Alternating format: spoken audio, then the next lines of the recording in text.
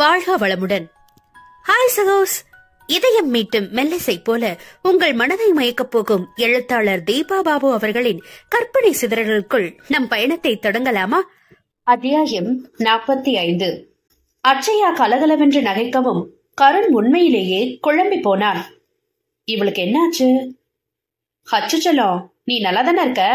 இல்லனா கல்யாணத்தை நிறுத்துறது குறிச்சு ரொம்பவும் யோசிச்சு மூளைக்கு பெரிய வேலைதான் கொடுத்துட்டியா? அங்க ஏதோ சரியில்லை போல தெரியுதே என்று உரக்க யோசித்தான். தன் சிரிப்பை நிறுத்தி, ஓய் என்ன என்று கீழுதட்டை கடித்து அச்சையா மிரட்ட, இல்ல பாப்பா, நீ ரொம்பவும் சிரிக்கவும் எனக்கு கொஞ்சம் சந்தேகம் வந்துடுச்சு. வேற ஒன்னும் இல்ல, நீ நல்லா குலுங்கி குலுங்கி விழுந்து புரண்டு சிரி என ஏம்பி தற்பொழுது அவளுள் எழும் ஆக்ரோஷத்தை எண்ணி இவன் ஓசையின்றி நகைத்தான். கெண்டலாடா தம்பி, கொஞ்சமாவது வயசுல பெரியவன்ற மட்டு மரியாதை இருக்கா உனக்கு? நாளைக்கு நான் தான் முன்னாடி நின்னு அரு அரு அது ஆமா, உனக்கு அருந்ததியோட வீடு தெரியுமாடா என சட்டென்று பேச்சை மாற்றினாள். அவளின் தடுமாற்றத்தை ஆராயாமல் உடனே தன் பப்ளியின் நினைவில் ஆனந்தமாய் மூழ்கியவன், ஏன் தெரியாது, 2 முறை நேர்லே போய் பார்த்திருக்கேன் என்றான் அலட்டலாக. அடப்பாவி, உண்மையாவடா? அதுக்குள்ள அவள்கிட்ட நேர்ல போய் வழி ஆரம்பிச்சிட்டியா நீ? எது? சிச்சி, ஒழுங்கா பேசு. முறை போனப்போ ரிச்சர்ட் மட்டும்தான் இருந்தாரு. 2வது தடவை தான் அவளை சந்திச்சு என் காதல ப்ரப்போஸ் பண்ண. எங்களுடையது அமர காவியம். என்னை பார்த்து அவ எவ்வளவு அழகா வைக்கப்படுவா தெரியுமா? உனக்கு எங்க அதெல்லாம் தெரிய போகுது? நீ என்னைக்கு சிங்கிளா இருந்து எதையுமே அனுபவிக்காம கிழவியாவத்தான் போற என்று கொம்பு சீவி விட்டான். அவன் சொல்லில் ஆவேசம் எழுந்தாலும் தன்னுடைய நிலைமையும் தன்னால் சுற்றி உள்ளோர் படும் கவலையும் அவளுக்கு புரியத்தான் செய்தது. அச்சையா என கருண் மெதுவாக அழைக்க, என்னடா என்றாள். ஏதோ சீரியஸ் எடுத்துட்டியா? அப்படியெல்லாம் எடுத்துக்கிட்டாலும் பிரச்சனை இல்ல. அப்பாவது ரோஷமா ஏதாவது நல்ல முடிவாடு. ரிச்சர்ட் மாதிரி ஒரு கேரக்டர் உன் வாழ்க்கை துணையா வர நீ ரொம்பவும் கொடுத்து வச்சிருக்கணும். மீண்டும் மனம் அவனை சுற்றி வலம் வர சற்றே சிந்தித்தவள், கருண், நாளை காலையில சரியா 6:30 மணிக்கெல்லாம் இங்க வீட்டுக்கு வந்துரு என உத்தரவிட்டாள். ஆ, என்ன சூரிய உதயத்துக்கு முன்னாடியவா என்று வாயை பிளந்தான் அவன். டே லூசு, உதயம் 5:30 மணிக்கெல்லாம் ஆரம்பிச்சிடும். நான் 1 மணி நேரம் தாமதமா தான் வர சொல்றேன். ஆஹா, ஆமா, என்ன எதுக்காக அவ்வளவு சீக்கிரமா வர சொல்ற? என் அருந்ததியோட வீட்டுக்கு கூட்டிட்டு போறதுக்கு தான். ஓஹோ, என்ன, எதுக்கு என்று திகைப்புடன் கேட்டான். அவள்கிட்ட அதிமுக்கியமான கேள்வி ஒண்ணு கேட்கணும். அது என்ன கேள்வி? உனக்கு எப்படிமா இவன் மூஞ்சியெல்லாம் பார்த்து வெக்கம் வருதுன்னு கேட்க போறேன் என நக்கலாக கூறி சிரித்தாள் அச்சையா. ஏய், என்ன லொல்லா, தேவையில்லாம அவளை ஏதாவது குழப்பி விட்ட என்னடா செய்வ என்றாள் இவள் வேகமாக. ஒன்னும் செய்ய மாட்டேன். உன்னை லாக் பண்ண வாய்ப்பு கொடுக்காம நீதான் சிங்கிளா சுத்திரியே, அப்புறம் நான் என்ன செய்ய முடியும் என்று வெகுவாக அழுத்து கொண்டான். என்னடா எதுக்கு எடுத்தாலும் சிங்கிள் சிங்கிள்ங்கிற என்று எரிச்சலாக வினவினாள் அச்சையா. ஏன், அதான உண்மை? புருவம் நெறித்தவள் தன்னை கட்டுப்படுத்தி கொண்டு, சரி சரி, காலையில கரெக்டா வந்துரு. தூங்கு முஞ்சி, தூங்கிடாத. வேணும்னா அலாரம் வச்சுக்கோ என்றாள். நான் வரமாட்டேன் போ. நீ என் பப்ளி கிட்ட அப்படி கேட்பேங்கிற? பெரிய பப்ளி என பல்லை கடித்தவள். டே அத்தா, நான் சும்மா சொன்னேன்டா.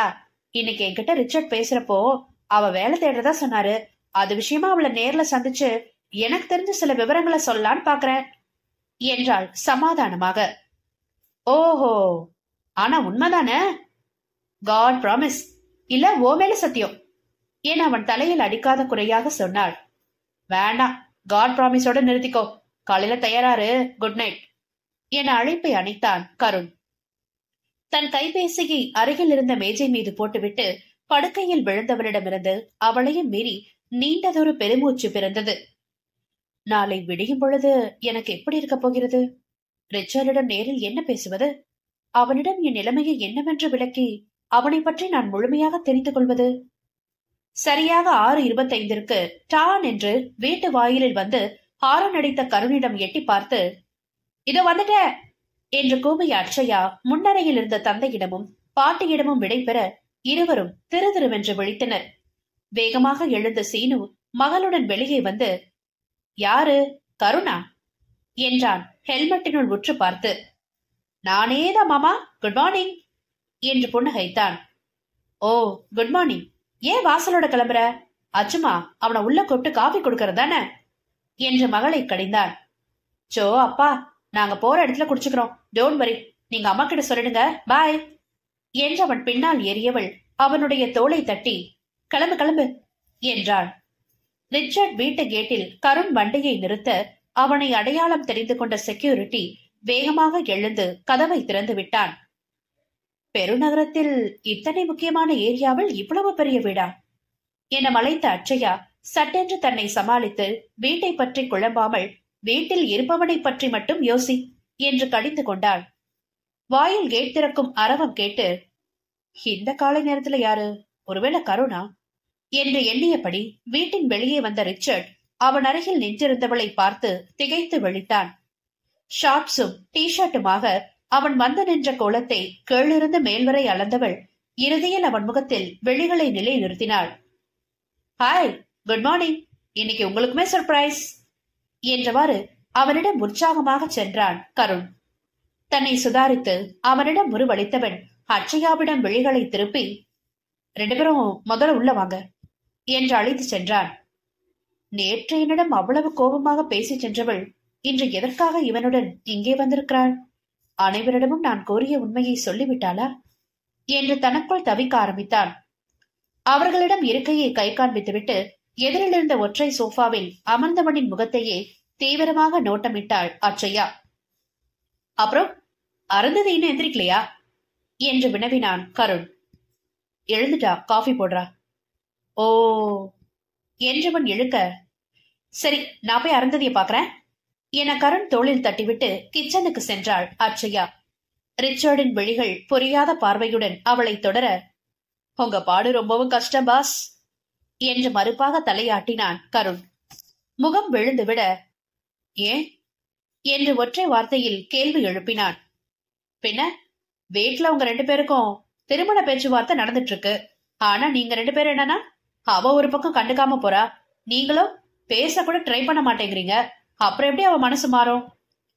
லேசாக பெருமூச்செறிந்தவன், எதையும் கட்டாயப்படுத்தி வரவழைக்க முடியாது கருண், ஜஸ்ட் லீவ் இட். அப்புறம் என்ன திடீர்னு என்கிட்ட கூட சொல்லாம வந்திருக்கீங்க என்ற நாசுக்காக அவனிடம் விவரம் வாங்க முற்பட்டான். எல்லாம் உங்க ஆளாலதான். நடுராத்திரியில போன் போட்டு காலையில எழுந்த உடனே வந்து கூட்டிட்டு போன்னு அவதான் சொன்னா. அருந்ததி கிட்ட அவ வேலை தொடர்பா சிலது பேசணும்னு சொன்னா, சரின்னு கூட்டிட்டு வந்துட்டேன். ஓ என்றவனுக்கு உள்ளூர ஏமாற்றம் பரவியது. அங்கே அட்சயாவோ அருந்ததியின் உதவியை நாடிக்கொண்டிருந்தாள். இந்தாங்க நீ என்று தன்னிடம் காஃபி கோப்பையை நீட்டியவளின் கரங்களில் இருந்து தயக்கத்துடன் எடுத்துக்கொண்டவள், என்ன அண்ணின்னு சொல்ற என்றாள் மெதுவாக. அப்புறம் என் அண்ணாவை கல்யாணம் பண்ணிக்க போறீங்க தானே என்றாள் அருந்ததி மிகுந்த எதிர்பார்ப்புடன். மெல்ல விழிகளை திருப்பி, நான் இன்னும் முடிவெடுக்கல என்றாள் அட்சயா. அதிர்ந்தவள், ஏன் ஏன் அப்படி சொல்றீங்க?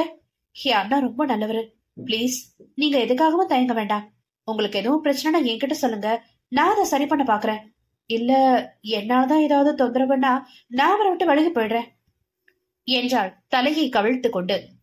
சமூகத்தில் உள்ள ஒரு சிலர் போல் தன்னை எதுவும் அட்சயா தவறாக புரிந்து கொண்டாலும் என்கிற கவலை வந்துவிட்டது அவளுக்கு. மற்றவளோ திகைப்புடன் அவளை தோளோடு அணைத்துக் கொண்டாள். சீ பைத்தியம், என்ன வளர நீ? உன் அண்ணாவோட வாழ்க்கை புத்தகத்துல இடம்பெற்ற பெருமையான பக்கங்கள் நீ. உன்னை போய் நான் தப்பா நினைப்பனா என்று அதட்டினாள். கலங்கிய விழிகளை அவளிடம் உயர்த்தியவள், அப்படியே அண்ணாவை திருமணம் செஞ்சுக்க தயங்குறீங்க? அவர் ஏற்கனவே தனிமையில வாழ்ந்தது பத்தாதுன்னு எனக்காகவும் எத்தனையோ வருஷங்களா எழுந்துட்டாரு. இனிமேலாவது அவர் சந்தோஷமா மனைவி குடும்பம்னு வாழணும்ன்றதா எனக்கு ஆசை. பிளீஸ் கல்யாணத்துக்கு ஒத்துக்கோங்களேன் என்றாள் கெஞ்சுதலோடு. சின்ன முறுவளிப்போடு அவள் கண்ணை மறுடியவள் பின் தீவிரமாகி, சரி நான் அண்ணா கூட கொஞ்ச நேரம் தனிமையில பேசணும். என்னோட வந்திருக்க நந்திய நீ எங்காவது தனியா தள்ளிட்டு போறியா என்றாள். நந்தியா என விழித்துவிட்டு தெரிந்தவள், அவரையா சொல்றீங்க என்றாள் லேசான வெட்க சிவப்போடு. ஓ அவரையே தான் சொல்றேன் என்று கண்ணடித்த அட்சயா, சும்மா சொல்லக்கூடாது. பையன் ஏன் அப்படி ஒண்ணு வெக்கத்துக்கு மேல பித்த அலையிறான்னு இப்ப புரியுது. சோ ஸ்வீட் என அவள் கண்ணம் கிள்ளினாள். மேலும் நெளிந்தவள், அண்ணாவை பார்த்து நாளைக்கு நீங்க எப்படி வெக்கப்பட போறீங்கன்னு நானும் பார்க்க தான் போறேன் என்றாள் கேலியாக. என்னது வெக்கமா? எனக்கா என யோசித்தவள் தோள்களை கொலுக்கியவாறு, பாப்போம் பாப்போம் என்று அருந்ததியை அழைத்துக் கொண்டு வெளியே வந்தாள். ரிச்சர்டின் விழிகள் அவசரமாக அவளிடம் பாய அவள் இவனையே ஆழ்ந்து நோக்கியபடி வரவும் சட்டென்று திரும்பிக் கொண்டான். கருண் காஃபியை குடித்து முடித்தானோ இல்லையோ, அண்ணனுக்காக என முயன்று தன் கூச்சத்தை ஒதுக்கி வைத்த அருந்ததி அவனை தோட்டத்திற்கு அழைத்தாள். அன்னைக்கு மாதிரி எனக்கு பூ பறிச்சு தரீங்களா? நம்ப இயலாத வியப்புடன் விழிகளை அகல விரித்தவன், ஓ பறிக்கலாமே என்று ஆர்வமாக எழுந்தான். அருந்ததியா இவ்வாறு அவனை அழைப்பது என் ஆச்சரியமாக அவள் அண்ணன் அவளை பார்வையால் தொடர, பாக்கி பைய கூட ஒருத்திய கூட்டிட்டு வந்தோமே, அவள்கிட்ட ஒரு வார்த்தை சொல்லணுன்றது கூட தோணாம அலைஞ்சிட்டு போறான் பாரு என நிந்தித்த அட்சயாவுக்கு கூடவே அவனுடைய காதலை எண்ணி உவகையும் நகைப்பும் ஒருங்கே தோன்றியது. அட்சயாவின் கவனம் அங்கிருந்து வெளியேறுபவர்களின் மீது இருக்கவும் பரபரப்புடன் அவள் முகத்தை அதிவிரைவாக ஆராய்ந்தான் ரிச்சர்ட். கருணின் பேச்சில் அவனுக்கு துளியளவும் நம்பிக்கை தோன்றவில்லை. முதல் நாள் அவன் மீது அவ்வளவு கோபமாகி எரிந்து விழுந்துவிட்டு சென்றவள் மறுநாள் தங்கைக்காக என்றாலும் கூட தன் வீட்டிற்கு வந்திருப்பது அவனுக்கு சந்தேகத்திற்கு இடமாகவே இருந்தது. அடுத்த என்ற பெருமூச்சோடு அவள் அவனிடம் திரும்ப அவன் விழிகள் கவனமாக தொலைக்காட்சி திரையில் ஆழ்ந்திருந்தது. என லேசாக உதட்டை சுழித்துவிட்டு, வீட்டுக்கு யாராவது கெஸ்ட் வந்தா வீட்டை சுத்தி காமிக்கிற வழமெல்லாம் உங்கள்கிட்ட கிடையாதா என்று எடுப்பாக வினவினாள் அட்சயா. என என்று லேசாக தடுமாறியவன், வா என முன்னே நடந்தான்.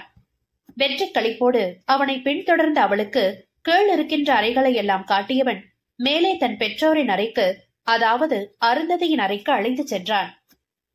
இது அம்மா அப்பாவோட ரூம், இப்ப அருந்ததி யூஸ் பண்றான் என்றான் தகவலாக. ஓ என் அறையை சுற்றி விழிகளை அலைய விட்டு, இங்கதான் நீங்க பிரேயர் பண்ணுவீங்களா என்று வினவினாள்.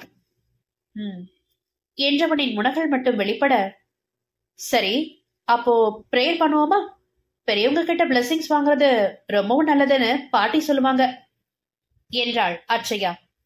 அவன் எந்த பிரதிபலிப்பும் இன்றி, ஆஹா எங்க, ஹலோ என்ன பிரேயர் பண்ண சொன்ன என்றாள் அவள் அதிகாரமாக. இல்ல நான் குளிக்கல. சோ வாட், புறத்தை விட அகம் தூய்மையா இருக்கிறதா தற்பொழுது முக்கியம். ரிச்சர்டின் விழிகள் பட்டென்று அவள் முகத்திற்கு உயர அட்சயாவோ அவனை கண்டுகொள்ளாமல் அவன் தாய் தந்தையின் படத்திற்கு முன்னால் மண்டியிட்டு கரங்கள் கோர்த்து விழிகளை மூடினாள். அப்படியென்றால் இமைக்காத அவள் முகத்தையே வெறித்தவனின் மனது பாரமாக வேகமாக அங்கிருந்து வெளியேறினான். நட்புகள் எல்லாரும் நம்ம சேனலை மறக்காம சப்ஸ்கிரைப் பண்ணுங்க. கதையை கேளுங்க, லைக் பண்ணுங்க, கமெண்ட் பண்ணுங்க, பிடிச்சவங்க ஷேர் பண்ணுங்க. நன்றி.